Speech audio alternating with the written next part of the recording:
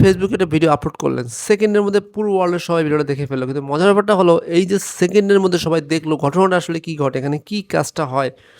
তো প্রথমেই আপনার মোবাইল থেকে এই ভিডিওটা আপনি যে আপনার ফেসবুকের সার্ভারে যাচ্ছে। সার্ভার মানে কি? সার্ভার মানে হচ্ছে অনেক দূরের একটা দেশের বা আপনার অনলাইন ভিত্তিক একটা কম্পিউটার, সুপার কম্পিউটার, যেখানে সকল ডাটা জমা হয়। একটা কম্পিউটার যেভাবে আমরা আমাদের সামনে অ্যাক্সেস করতে পারি, কাজ করতে পারি, এবং অনলাইন যে কম্পিউটারটা, এটা অনলাইন থেকে যে কোনো জায়গা থেকে কানেক্ট করা যায় বা সেখানে কাজ করা যায়। ফেসবুক আসলে যে কাজটা করবে, আপনার ফোন থেকে যখন ফেসবুকের সার্ভারে এটা যাবে, সেখান থেকে তারা প্রসেসিংয়ের কাজে যাবে। প্রসেসিং মানে কি? অর্থাৎ আপনার ভিডিওকে ফেসবুকের তার নিজের ভাষায় অনুবাদ করা। এখানে ভিডিওটাকে চেক করা হয় এটা ঠিক আছে কিনা। এরপরের কাজ থাকে কম্প্রেশন। কম্প্রেশন মানে কি?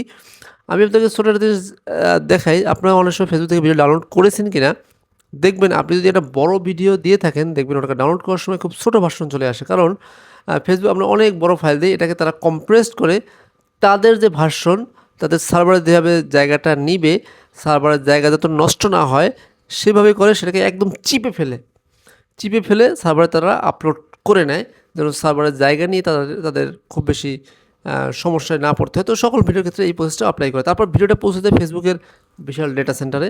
এটা পৃথিবীর বিভিন্ন জায়গায় আছে। আপনার ভিডিও যেখানে গিয়ে থাকে, ওটাকে একটা বইয়ের লাইব্রেরির মতো বলতে পারেন। একটা লাইব্রেরিতে যেভাবে আমরা অনেক বই রাখি, তেমনি এই যে ডেটা সেন্টার হলো ডাটার এরকম লাইব্রেরি।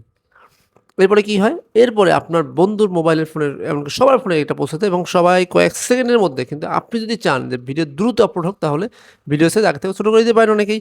এই টেকনিকগুলো জানলে শুধু ফেসবুক নেই, ইউটিউব, ইনস্টাগ্রাম সব জায়গায় আপনার ভিডিও দ্রুত পৌঁছতে হবে। কম্পিউটার বেসিক স্কিলগুলো জানতে এবং যে কোনো জব জন্য রেডি থাকতে আমাদের সঙ্গে থাকুন। আপনি আসলে কী জানতে চান, এই ভিডিওর সঙ্গে আমার হোয়াটসঅ্যাপ নাম্বার দেওয়া থাকবে, অথবা আপনার ইমেল নাম্বার দেওয়া থাকবে। আপনি কমেন্ট দিয়ে জানাতে পারেন।